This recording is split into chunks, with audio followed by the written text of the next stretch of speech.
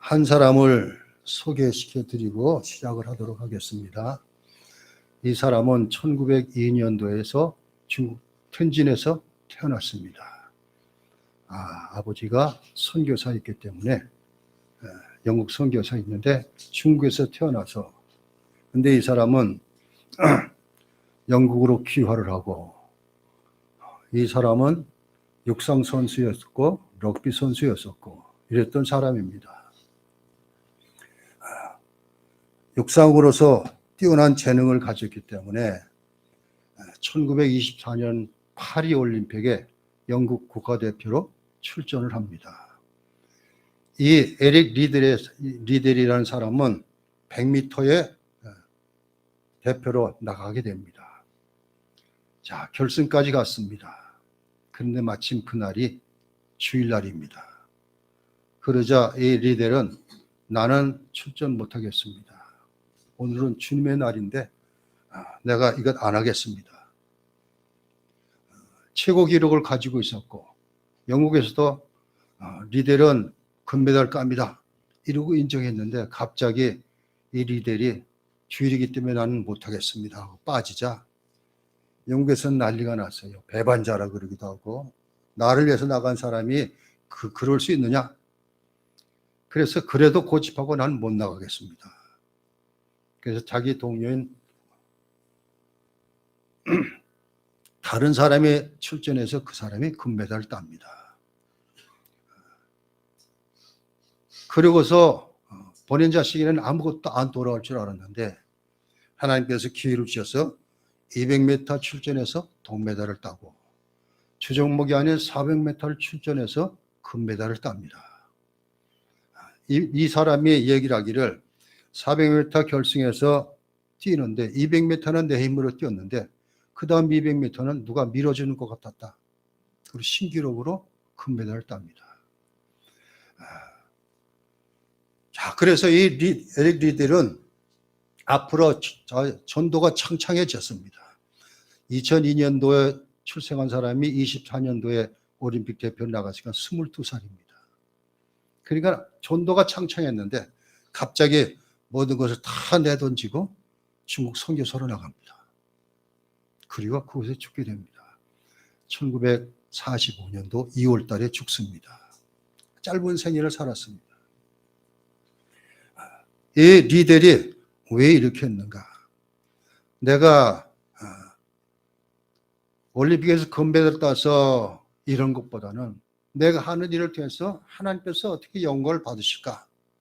이걸 곰곰이 생각하니까 그것보다는 내가 차라리 저 오지에 가서 복음을 전하면서 그 사람들 구원하는 일이 하나님께서 가장 기뻐하실 것이다, 이런 생각을 했습니다.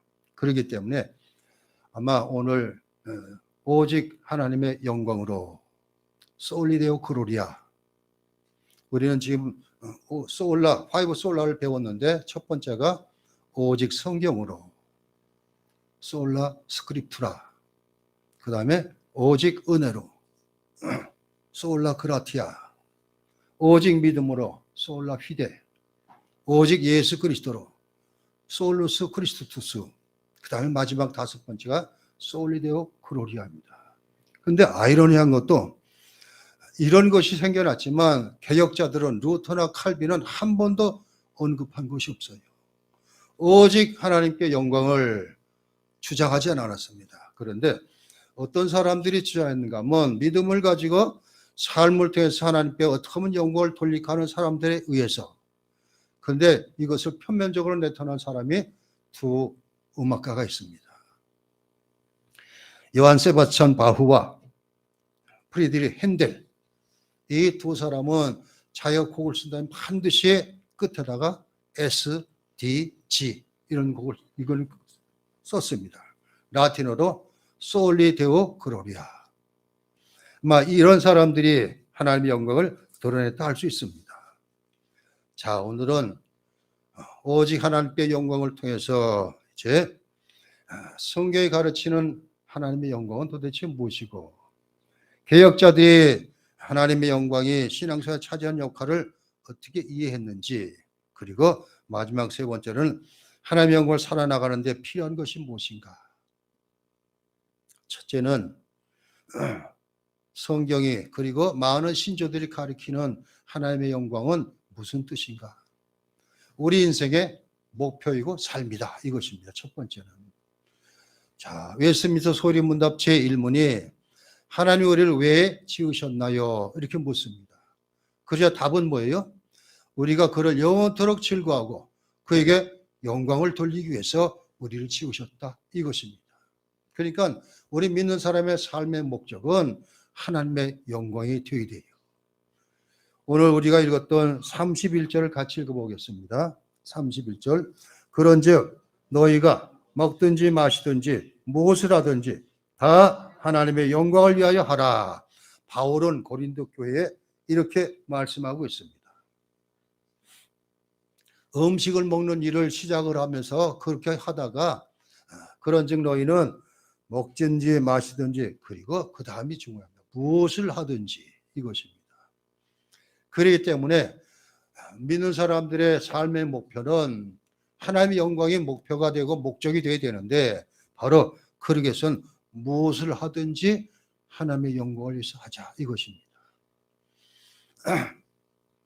사역자는 하나님 말씀을 복음을 선포함으로써 하나님의 영광을 드러내야 되고 직장에서 일하는 사람은 이것이 내게 주신 하나님의 천직입니다 생각하라서 그 일터에서 모든 면에 하나님의 영광을 드러내야 되고 학생들은 공부하는 학교에서 하나님의 영광을 드러내야 되고 이렇게 돼야 되는 겁니다. 무엇을 하든지 다 하나님의 영광을 위해 하라 이것입니다. 자, 많은 사람들이 요즘은 이런 것이 보여지지가 않습니다.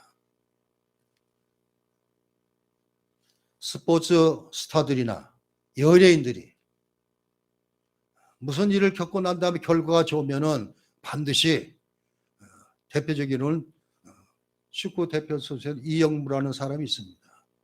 나중에는 할렐루야 축구단의 단장이 됐는데 이 사람은 골을 넣고 난 다음에 반드시 무릎 꿇고 기도했어요. 그 운동장 안에서.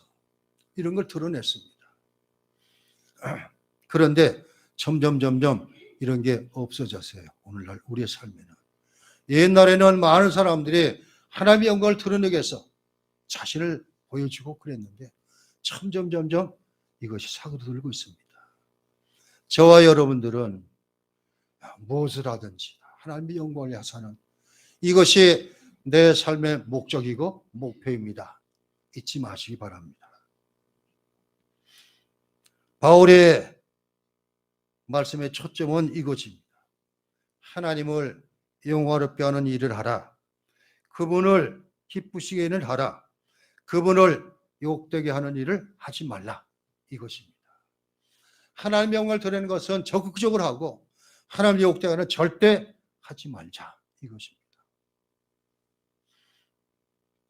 자, 그렇다면은 우리가 어떻게 믿음으로 삶을 살아야 되고 어떻게 신앙생활을 하든가 알 수가 있습니다.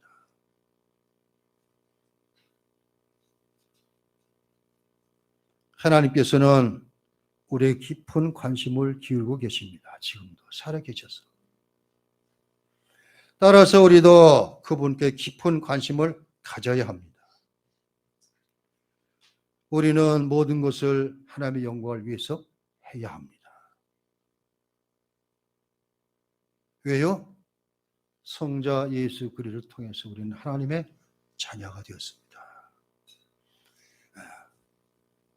하나님을 아버지라고 부르고 있습니다. 그런 하나님께 우리는 영광을 돌리는 것 마땅한 것입니다. 우리가 살다 보면은 자식들이 잘되고 잘못되는 모든 일들로 통해서 그것이 결국은 부모님에게 다 돌아와요.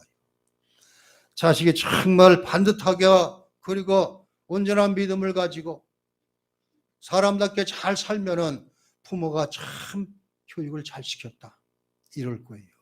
그런데 자녀가 나가 세상에서 문제만 일으키고 다른 사람이 해를 끼치고 그러면 부모에게 욕이 돌아옵니다. 마찬가지입니다. 믿는 하나님의 자녀인 우리들이 세상에 나가서 어떻게 살아가느냐에 따라서 틀리다는 것입니다. 자, 성경 한 군데 찾아봅니다. 마태복음 5장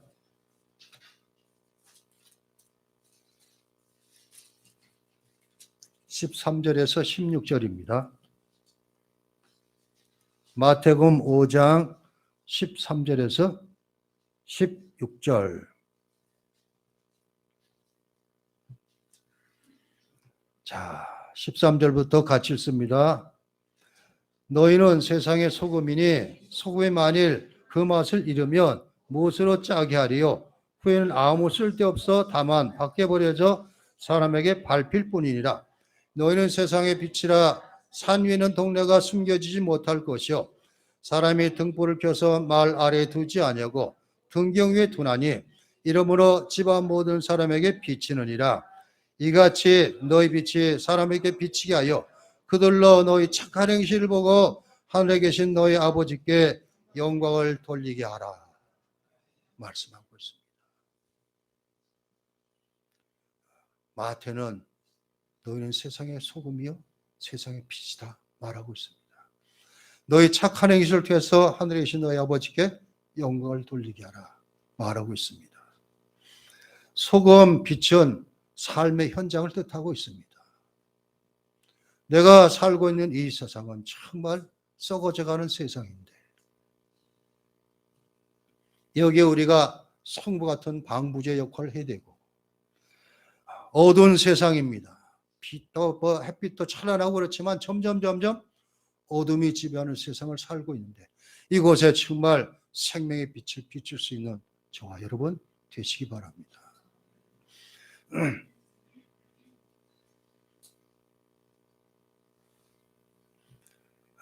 성경 전체는 사람들은 모두가 죄인이다 이렇게 가르치고 있고 이 죄 문제 해결할 길은 인간 스스로는 할 수 없다. 그래서 하나님께서는 독생자인 예수님을 이 땅에 보내신 걸로 통해 가지고 죄 문제를 해결하시기로 했다. 그런데 한편의 성경에는 이것을 방해하는 세력이 있다. 늘 가르치고 있습니다.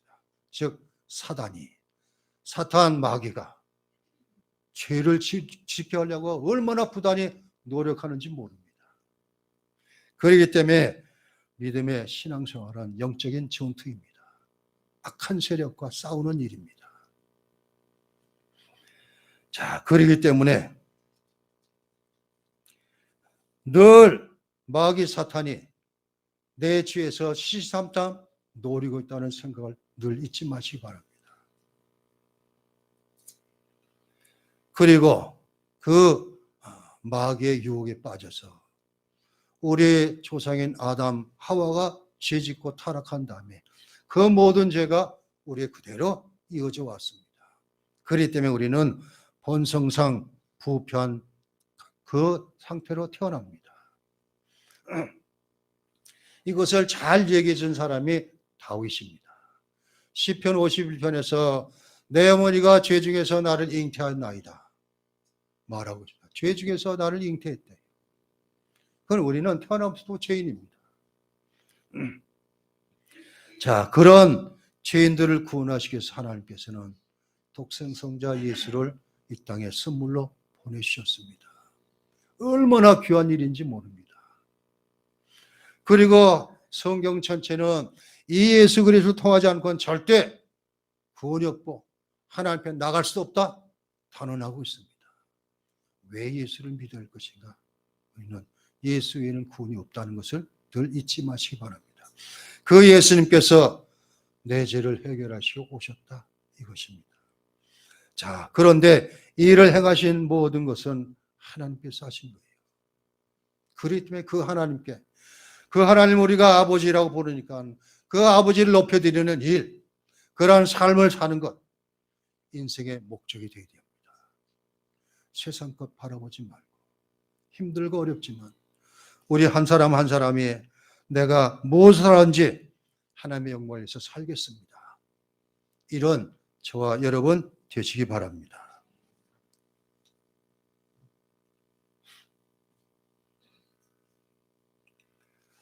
두 번째는 진정한 영적인 삶, 즉 영광에 대해서 역사적으로 어떤 얘기들이 많았던가 개혁자들을 통해서 얘기를 하고 있습니다. 역사를 보면은 신념을 가지고 그리고 모든 것을 영화롭게 그렇게 살고자 했던 많은 사람들, 사상들이 있었습니다. 스파르타인은 용감하고 강인하고 영웅적인 모습을 보여주면서 영광을 나타내고자 했었고, 아테네인들은 지혜와 학식을 숭상했습니다. 그래서 지혜롭고 학식이 높다는 이것을 통해서 자신도 영광스럽게 하고,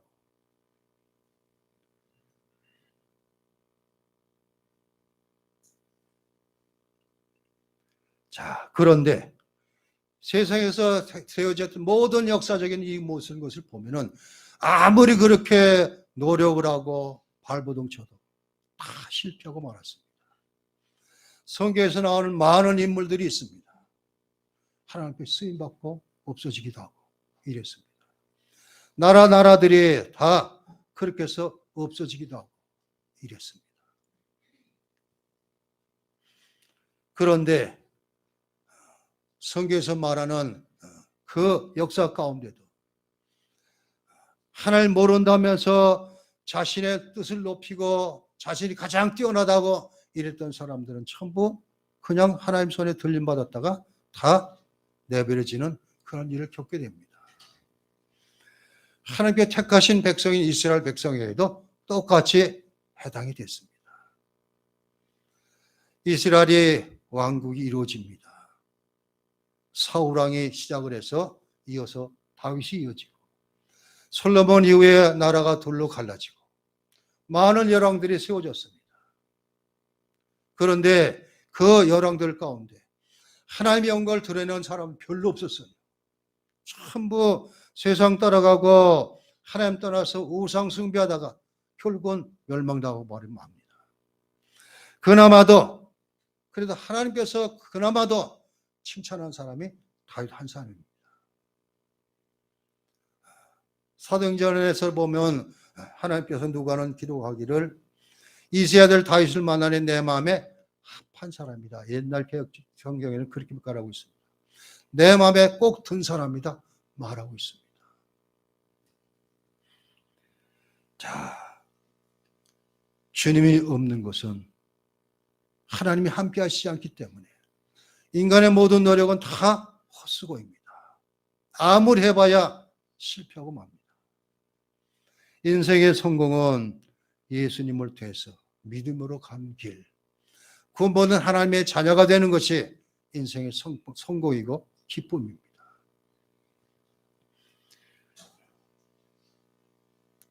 이 모든 것을 하나님께서 성경에 하나씩 다 기록해 놓으셨습니다.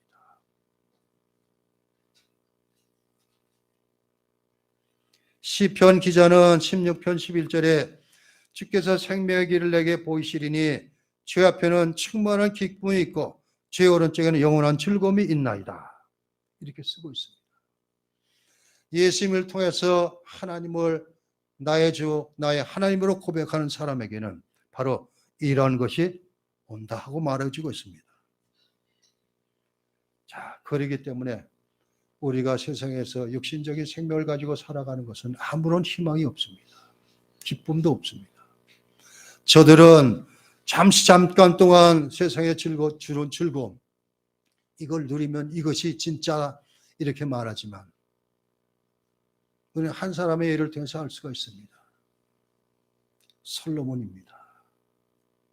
솔로몬은 하나님 은혜를 너무나 많이 받은 사람입니다.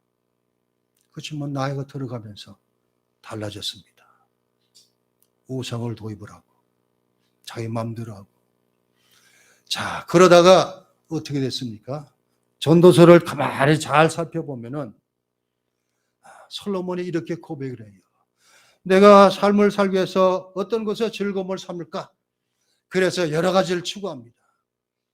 산의 진미를 쌓아놓고서 식도락을 통해서 내가 기쁨을 얻고자 했지만 그것도 헛되고 헛되었고, 여러 가지 좋은 즐거운 일감들을 만들어가지고 그렇게 해도 그것도 헛되었고, 전도서는 다 그렇게 끝나고 있어요.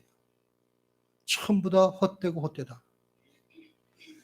육신적인 삶은 그럴 수뿐이 없습니다. 내가 죄가 지배하기 때문에. 그렇기 때문에 육신적인 삶에다가 영혼이 살아난 믿음을 가져야만 우리의 삶은 온전해집니다.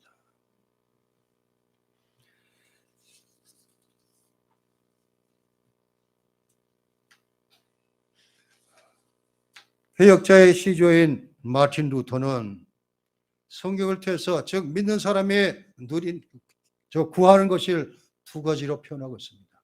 하나는 십자가 신학을 말하면서 영광의 십자가, 그리고 영광의 신학자, 그리고 하나는 십자가의 신학자, 두 가지 구분하고 있습니다. 그러면서 영광의 신학자들은 누군가?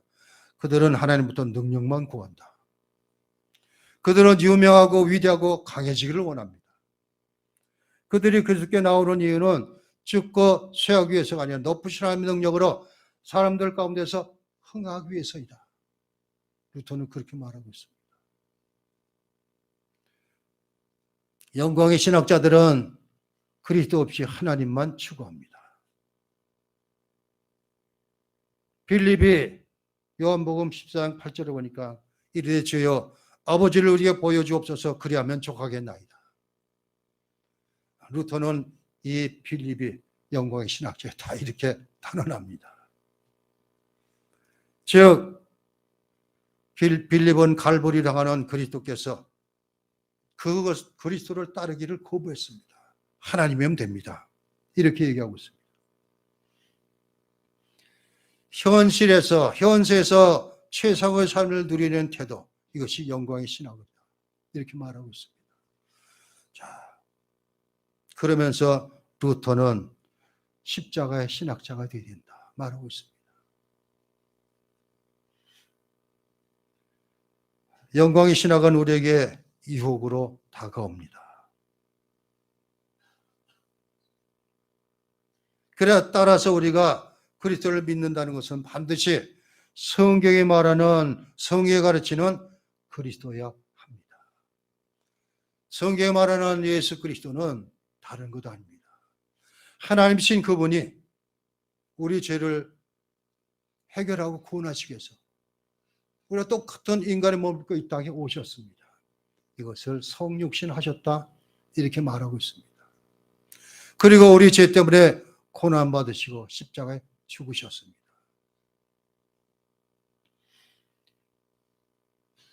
그리스도를 진정으로 알고 싶으면 그리스도의 십자가를 알아야 합니다.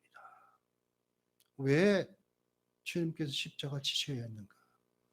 저와 여러분들을 죄에서 구하기 위해서.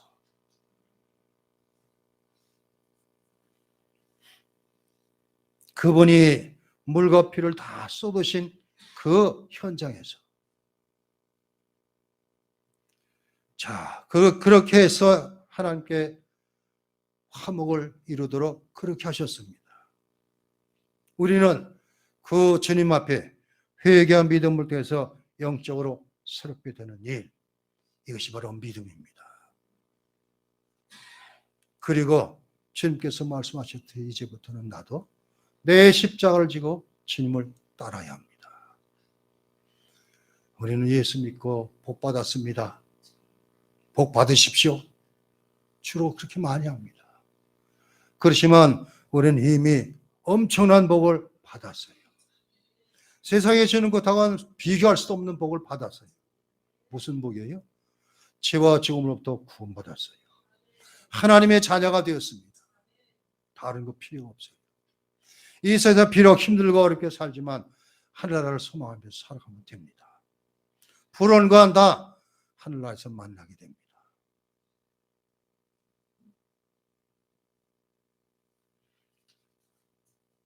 개혁자들이 그 뒤에 이렇게 얘기합니다. 코람데오, 하나님 앞에.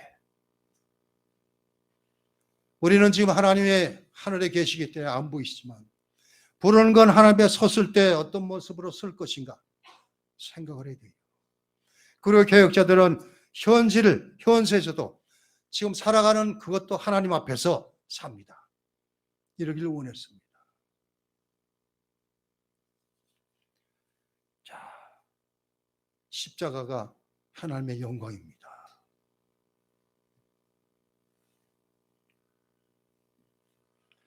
마지막으로 하나님의 영광을 얻기 위해서 해야 될 네 가지가 무엇인가? 첫째는 하나님의 영광은 그리스도인 모든 삶의 의미를 부여합니다. 아까 처음 말씀드렸듯이 우리의 삶의 목적이 하나님의 영광이다 이랬듯이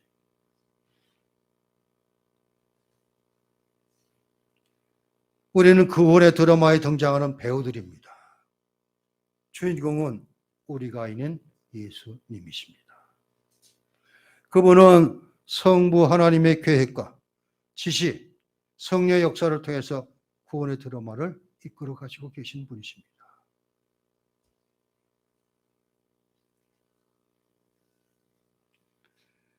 그렇게 해서 하나님은 우리를 선택해서 그 일에 동참하게 하셨습니다. 예수 몰랐을 때는 자기 중심이었던 우리의 삶이 이제는 달라졌습니다. 하나님 중심으로 바뀌어져야 합니다.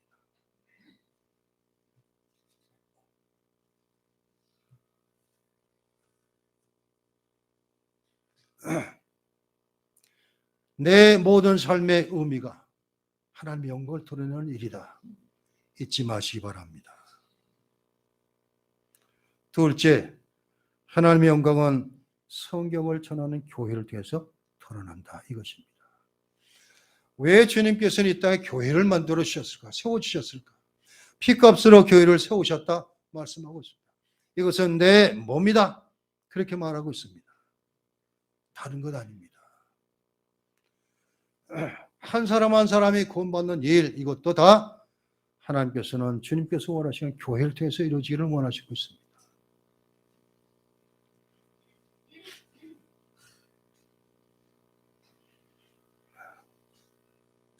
주님께서 부활 승천하면서 이 땅에 세우신 것은 딱 하나뿐이 없습니다. 교회입니다. 마태복음 16장에 보니까 18절에 내가 내 교회를 세우리니 음부의 권세가 이기지 못하리라 이렇게 말해주고 있습니다.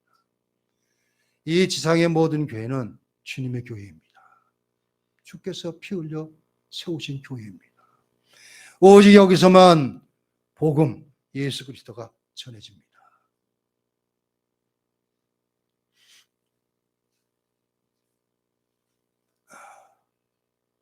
하나님과 죄인을 연결시키는 일을 교회가 하는 것입니다.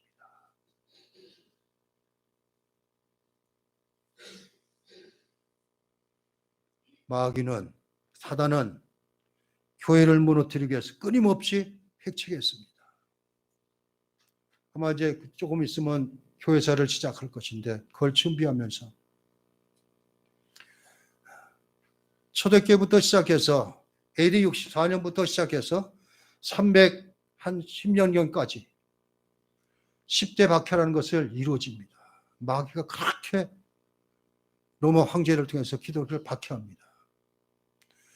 그렇게 300여 년 동안이 박해를 받았으면 교회는 진작 없어져야 되는데 안 그렇게 됐어요. 참 희한한 거예요.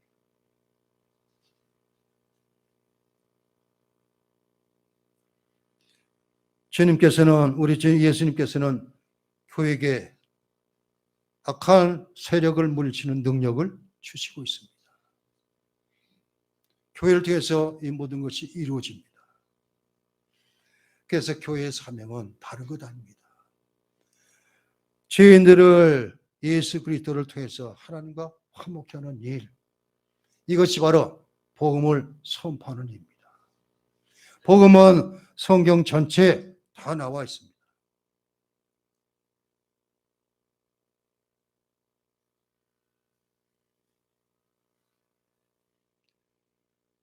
사도 바울은 디모데에게 디모데후서 3장 16절에 모든 성경은 하나님의 감동으로 된 것이니 교훈과 책망과 바르게 함과 의로 교육하기에 유익하니 이랬습니다.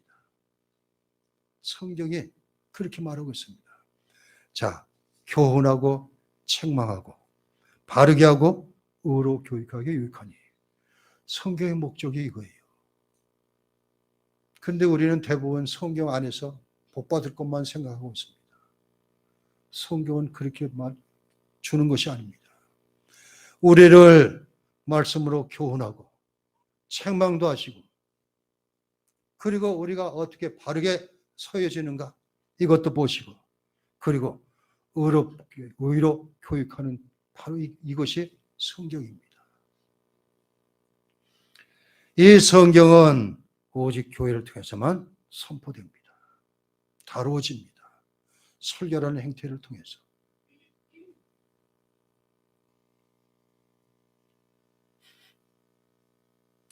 그렇기에 교회는 중요합니다. 그런데 오늘날에는 정말 하나님께서 주님께서 기뻐하시는 교회가 얼마나 있을까? 의문도 듭니다.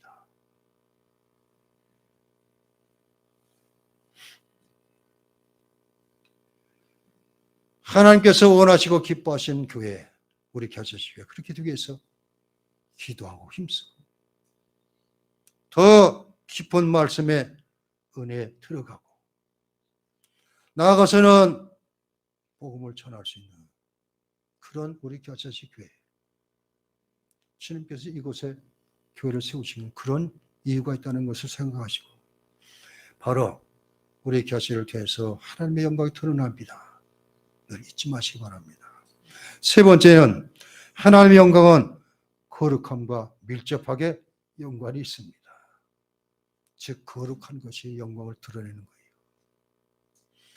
성경 곳곳에는 내가 거룩하니 너희도 거룩하라 늘 그렇게 말씀하고 있습니다. 이 땅에 살면서 거룩을 추구하는 것이 하나님의 영광을 드러내는 것과 똑같다 이렇게 말하고 있습니다.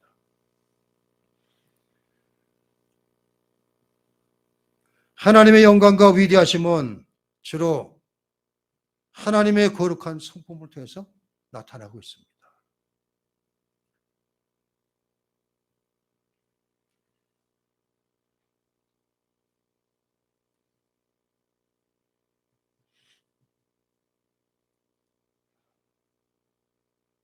사도 바울은 디모데전서에서 우리의 거룩함은 다른 것 없대요. 말씀과 기도 외에는 없다 말하고 있습니다.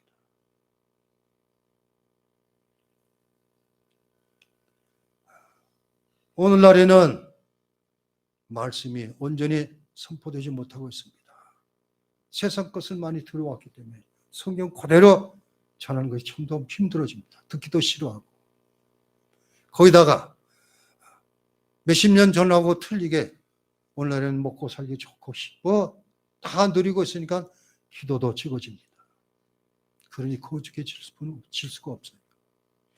말씀과 기도로 거룩해지는 저와 여러분 되시기 바랍니다. 네 번째로 하나님의 영광은 우리에게 만물의 시작과 종말을 떠올리게 합니다. 시작과 끝까지 하나님께서는 영광을 나타낸다 이것입니다. 오직 하나님께 영광은 우리의 관심을 하나님께로 향하게 만듭니다. 그분은 만물을 창조하셨고 또 장차 만물을 새롭게 하실 것입니다. 하나님 모든 현실의 근원이십니다.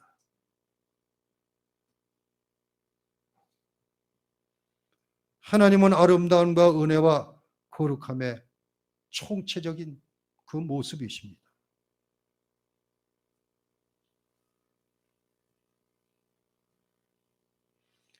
우리가 거룩해지면 하나님의 영광을 받으십니다.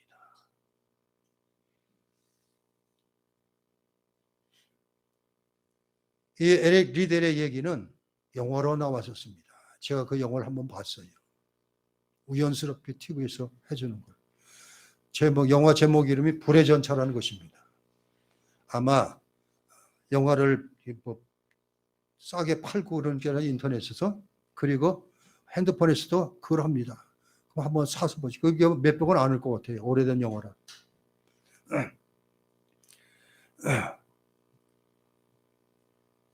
앞에서 말했듯이 이 리델은 중국으로 건너와서 선교사에게 종사를 합니다.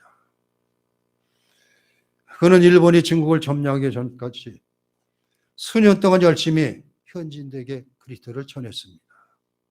일본이 전쟁을 일으키자 리델은 아내와 어린 자녀들을 캐나다로 피선시켰고, 그리고 후에는 두 번 다시 가족을 보지 못했습니다. 그는 곧 일본에게 잡혀서 수용소 생활을 합니다.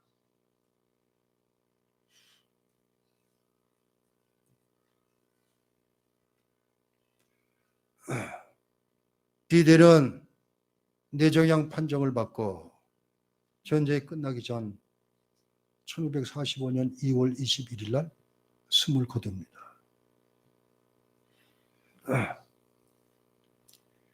이 리델의 생을 보면은 박수 쳐주고 환영하고 이런 것 아무것도 없었습니다. 즉 믿음이 없는 사람들은 별거 대수롭지 않게 생각합니다.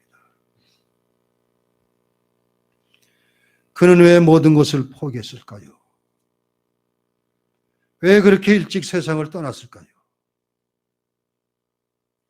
왜 그는 세상에 적은 온갖 좋은 것을 다 누리지 않았을까요? 다른 것 없습니다. 단 하나. 하나님의 영광을 위해서. 답은 하나예요. 자, 많은 죄의 종들이 살았다가 죽고 이랬습니다. 그런 사람 가운데 우리는 성경을 통해서 하나님의 영광에서 산 사람이 누구였던가 바라보면서 나도 내 삶에 그리고 내 인생의 목표를 하나님의 영광에서 늘 잊지 마시기 바랍니다. 기도합니다. 하나님 감사합니다. 오늘도 오직 하나님의 영광을 가지고 공부를 해서 오니 하나님, 우리가 깨달을 것은 이 오직 하나님의 영광은 우리의 인생 삶의 목표인 것을 늘 잊지 않는 우리들 되게 해주시고, 그리고 성경에서는 하나님의 영광을 드러내는 일들이 기록되어 있었고 반면에 하나님의 영광을 가리는 것도 낱낱이 기록하고 있습니다. 우리는 성경 안에서 하나님의 영광을 드러내는 사람들을 따라할 수 있는 우리를 되게 해주시고, 이제 우리가 이 땅에 살면서 하나님의 영광에서 살 수 있는, 그렇게 다짐할 수 있는, 그러기 위해서 거룩한 삶을 살기 위해서 말씀과 기도의 삶을 살 수 있는 우리 모두 되게 해 주옵소서. 예수 그리스도 이름으로 기도하옵나이다. 아멘.